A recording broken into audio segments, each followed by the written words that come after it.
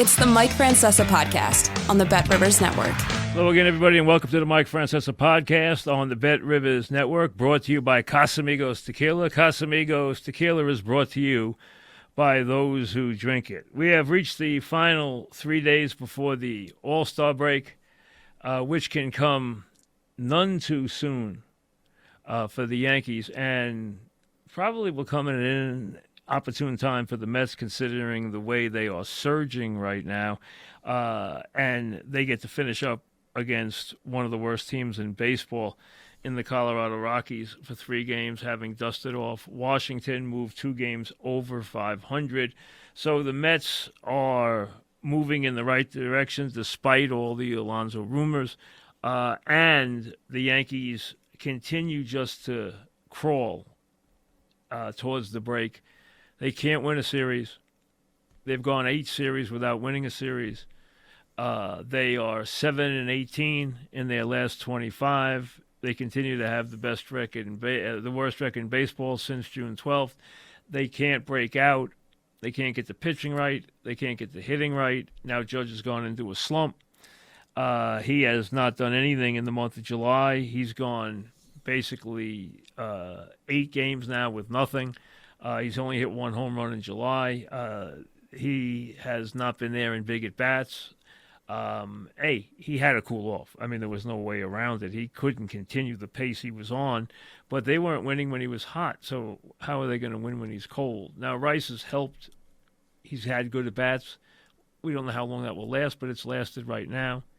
They desperately need a leadoff hitter. They don't have one. They desperately need somebody to put in that leadoff spot.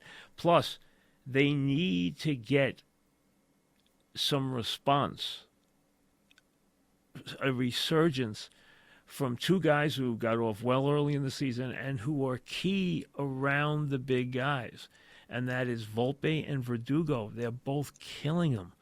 Volpe is 3 for his last 25.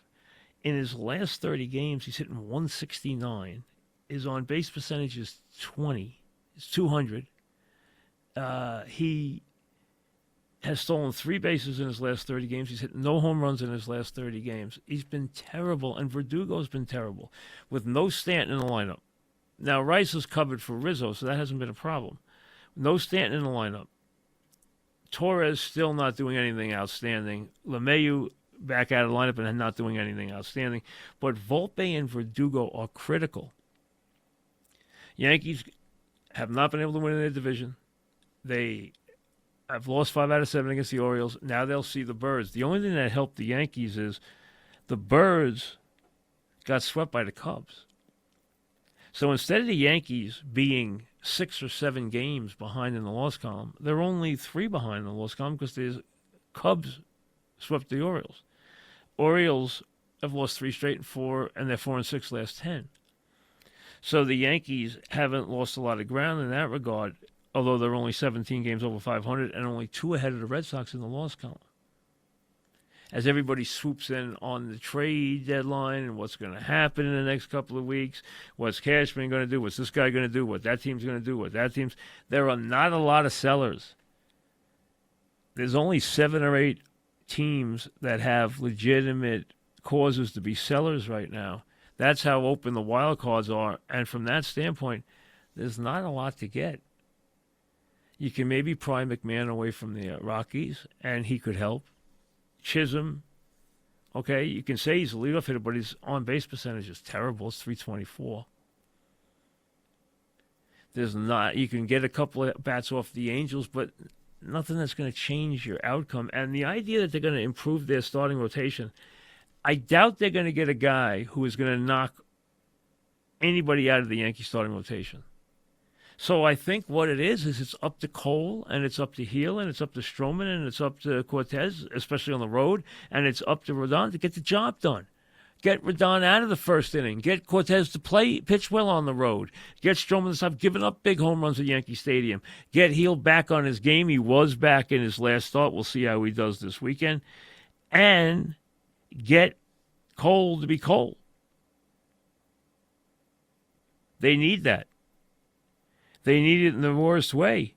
And Cole goes to the mound tonight against the Orioles, and they need him to put forth a W here tonight. If they lose tonight, they're probably going to lose the series, and they will crawl, literally crawl, into this All-Star break. This is a big 3-game series. It's cold tonight. It's healed tomorrow. It's a big three-game series for both teams, especially the Yankees. And we'll see where they go from a standpoint of trading, but that's going to come over the next couple of weeks. It's not going to come tomorrow. It's not going to come over the All-Star break. It's going to take a little time. Now, are they open to anything? Yes, they've been losing long enough. And the fear is, the fear with the Yankees right now, because of what's happened the last few seasons, especially last season, you cannot blame the Yankees if they think this is their real team and not the team that was playing through the first 60 games. That this is their real team. And if this is their real team, they're in a lot of trouble. Their bullpen isn't strong enough on the back, despite the fact it's got some guys in the middle who can throw. It's not that strong on the back. You'd love to upgrade there, but it's very difficult. They don't have anybody other than Stanton, who's out of the lineup until after the All-Star break, that can support Soto and Judge. They're getting nothing out of Volpe. They're getting nothing out of Verdugo. Torres is having, let's be honest, he's having a miserable season. Had a chance last night, and, his little Texas leaguer almost dropped in. Guy made a nice catch. Kids made a nice catch on it, and he did catch the ball, despite, Yankees were looking to get a gift because he threw the ball out of his glove as he was celebrating, but he made it a really nice catch. As, they were a little wild in the ninth inning last night. And listen, the Yankees got a couple of pitches that, kind of went their way. Could have gone either way. But they got a chance to put a little scare into the Rays last night, but they couldn't get the job done.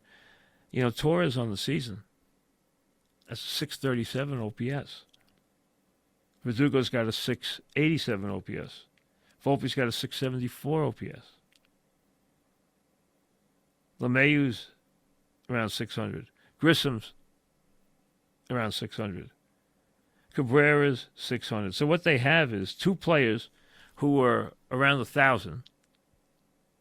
Judge over 1,000, Soto under 1,000.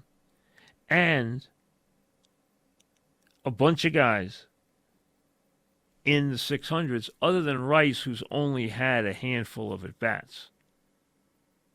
Now, Rice has done a good job. He's done a good job late in games. He's done a good job showing power. He's done a good job showing at-bats, getting sac flies, getting base hits, getting a base hit in the ninth inning last. He has done a good job. But again, it's only a handful of at-bats in the major leagues. They don't really even have a book on him yet. When they get one, we'll see what happens. We'll know a little bit more. The Yanks keep waiting for Torres to come out of it. He hasn't. But now they're really waiting for Volpe to come out of it. He hasn't. They're waiting for Verdugo to come out of it. He hasn't. I mean, these guys' numbers are weak, and they're not getting better. It's become a scary situation for this Yankee team. Every day you want to say, oh, it's only a couple of games. It's only a couple of games. Well, it's not a couple of games now.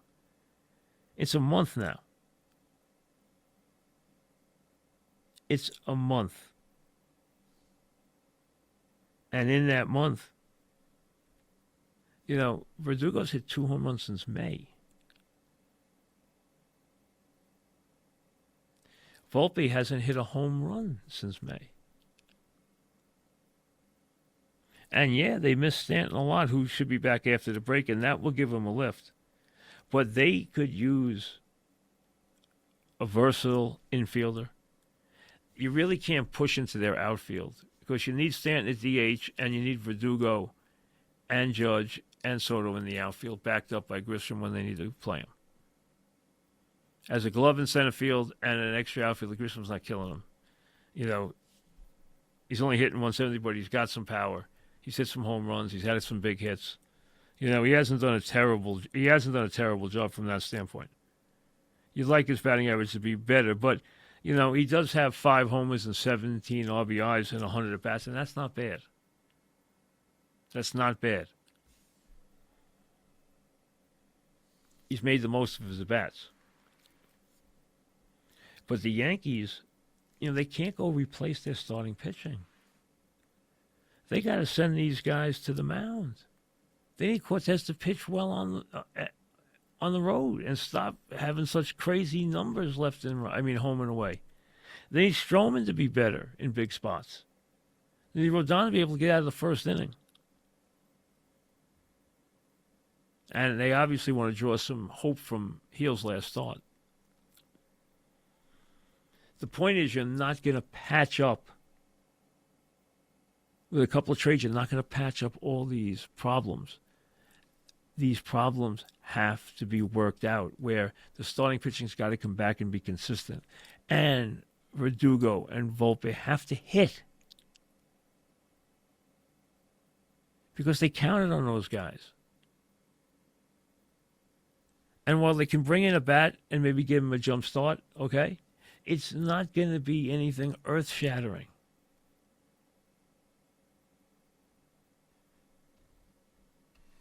And this team, hey, this is no longer just a little blip.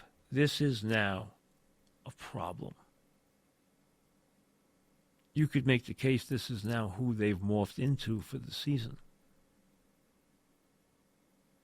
This is now a 25-game collapse where they have not won a series. And they're just fortunate they haven't fallen farther behind the Orioles. But there's still 17 games over 500, so you're not cashing it in. Plus, this team is made for now. Judge now, Soto now, Cole now. This is a now team. Soto might not be here next year. Cole and Judge aren't getting any younger. This is a now team. And the league is ripe to be taken if you can do it. But right now, there's teams in this league you think that are better than them. You didn't think that a month ago, but you do now.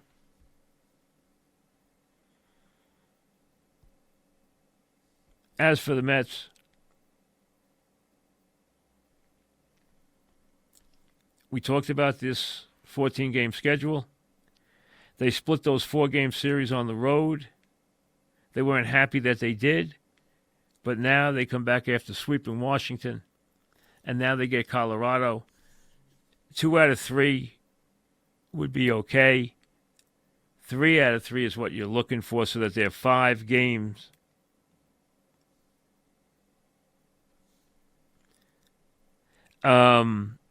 Five games over 500.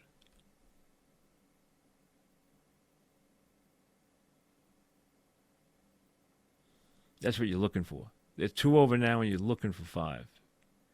You'll take 3, which is what 2 out of 3 will give you, but you'd like 5. You want to be a little greedy here.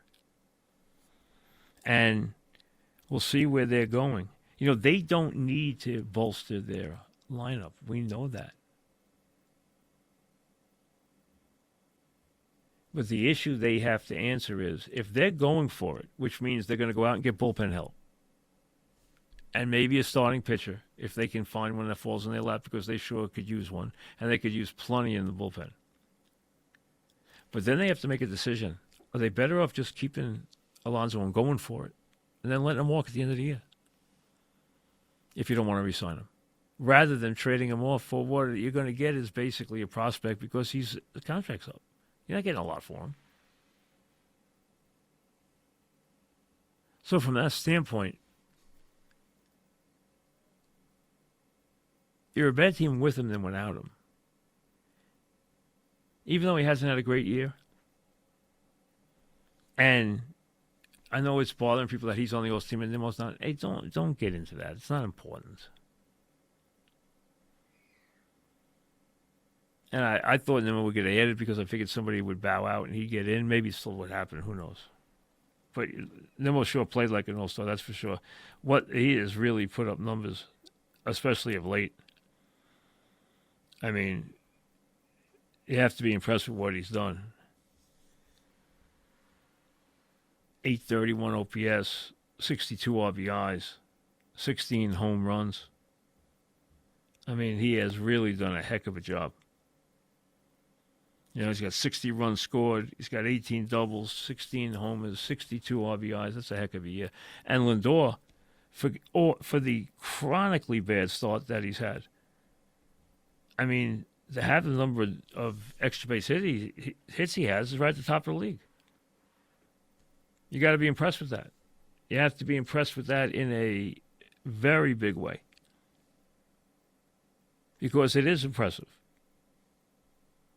And he should be, rewarded, but hey, it won't be the end of the world.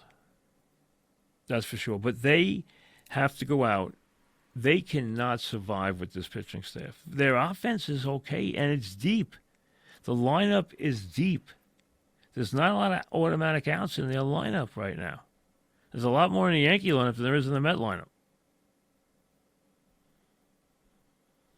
So they can get by with this lineup. They need pitching, especially relief pitching, to say the least. I mean, that is what they need in a big way if they're going to continue, and if they're going to be able to beat some good clubs. They've gotten 14 games here against teams they can beat. They need to be able to beat some of the better teams down the stretch. And to do that, they're going to have to pitch better. And they're going to have to hold leads better, because their bullpen is not good. They need Diaz to be good, and they have to hope to get Singer back. And they got to go out and get a couple arms. So any way they can do that, they got to try and do that. But they have turned this season around, and they have a chance to chase the wild card in what will be a sprint in the second half, which is not really the second half because they almost played 100 games.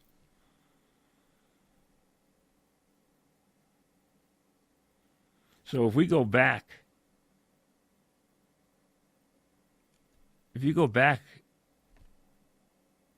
to Memorial Day, you would be stunned by what's happened here in New York with the two teams, as they have gone completely in different directions.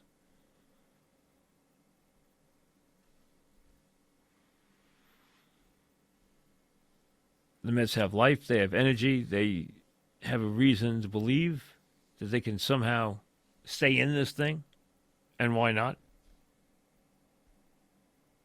I mean, why would you think you couldn't when you look at this right now? You know, when you look at a wild card, where it is in the National League, and you have the Mets starting today in the wild card third position. So this, I believe, I could be wrong, and it might have happened one other day, but this is the first day that I've seen where the Mets are actually by 1 percentage point in the wild card. They're 2 over, so is San Diego, but San Diego's played more games, so San Diego, which has lost 4 in a row, is a percentage point behind them. So Atlanta has a 4-game lead over St. Louis, which is second, which has a 1-game lead over the Mets. And then San Diego, Arizona, Pittsburgh, Cubs, Cincinnati, San Francisco are all within 3 games of the wild card. But as of this moment, if the playoffs were to begin today, if the season were to end today, the Mets are in the playoffs. And that's a far cry from where they were when they were languishing 10, 11 games under 500. I think the low water mark was 11. I wouldn't swear to it, but I think it's 11. Might have been 10, but I think it was 11. And frankly, I didn't think they could get it turned around before the All-Star break, but they did. So you got to give them credit for what they've done. And you would think there's no reason with their resources that they wouldn't be active participants in whatever way they can improve their roster and improve their team going forward this year. Because, hey, if you make the playoffs, you never know. Now, are they built to be good in the postseason? No, because they don't have pitching. A team like them is going to have a hard time winning tight games and winning playoff games. They don't have big-time starting pitching, and they don't have big-time relief pitching other than Diaz. And you don't even know where he is right now, physically. But that doesn't mean you don't go for it, especially when you're going to hit the break. Having played 95 games and be maybe 3 or 5 games over 500, which is a far cry from where they were. So while there's long faces in the Bronx, there are smiling faces in Queens. And they've earned that.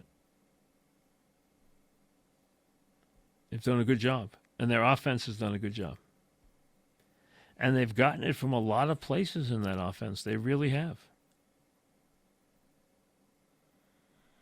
You know, if you're an all-star guy, and I am really not, as anyone who listens to me knows, but one of the things that you look at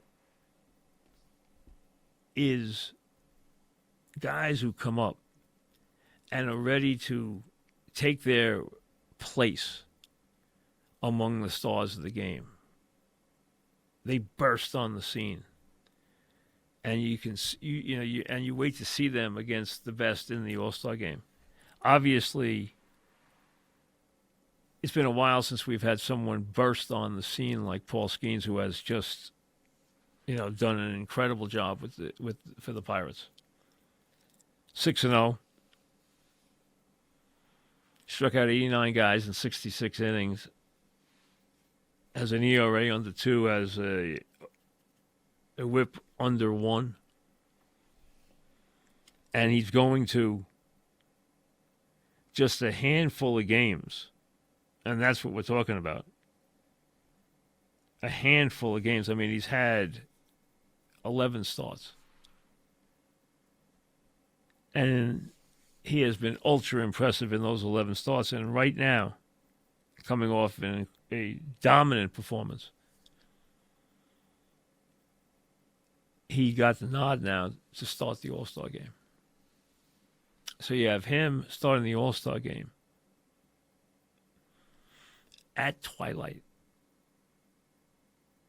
Do not be surprised at that hour of the day. I don't know the shadows in that stadium. But let's say they're awesome.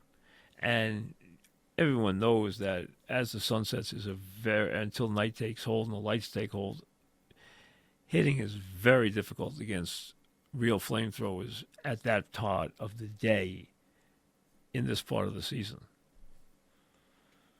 So from that standpoint, do not be surprised if he puts on a little bit of a show with his stuff. And he strikes out guys on a regular basis. In this game, with the vision and the setting being what it might be at the time the game starts, he could wind up really striking some guys out. Which we've seen before, that has entered into the lore of the All-Star game and into the legacy of the All-Star game. But this is what the All-Star game is about. It's a showcase. And this year, more than any year anybody can remember, they're showcasing young talent because there's a lot of new names, a lot of new faces in this All-Star game.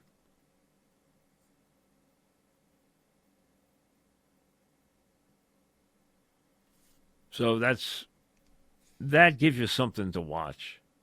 I mean, I find the home run derby, at least I did a couple of times, more interesting than the game.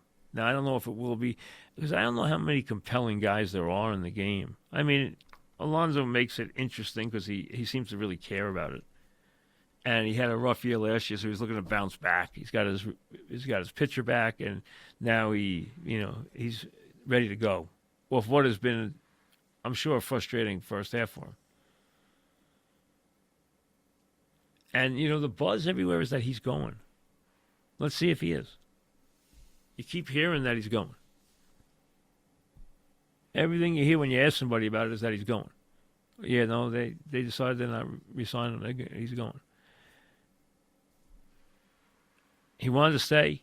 He's not going to come cheap. The question the Mets have to answer is, where is he going to be physically? Built the way he is, with the body he has, is he going to be a bad body guy who's going to deteriorate quickly as he gets older, where there aren't that many good years left in him? Seems like they think that way, and they might be right, they might be wrong. When he hits 500 home runs, they'll be wrong. But that's what they get paid for, is to make that decision. And a lot that he spends a lot of time, preparing for this stuff. And he cares about all this stuff. And I think he really wants to stay here, but it doesn't look like it's going to happen. He's approaching 30. And frankly, I would rather they not get locked into some crazy contract if it came to that. I'm not for signing guys past 35, even 34 you'd like. And that's probably not going to work with him, which is why they're probably going to trade him. But, he has been a very, very consistent slugger. You know that? I mean, he's come here. I remember when he broke in. And, he didn't break in where he wasn't going to be this super duper player. He broke in and surprised everybody. And, he's hit 210 home runs already. So this guy is a legitimate slugger in every way.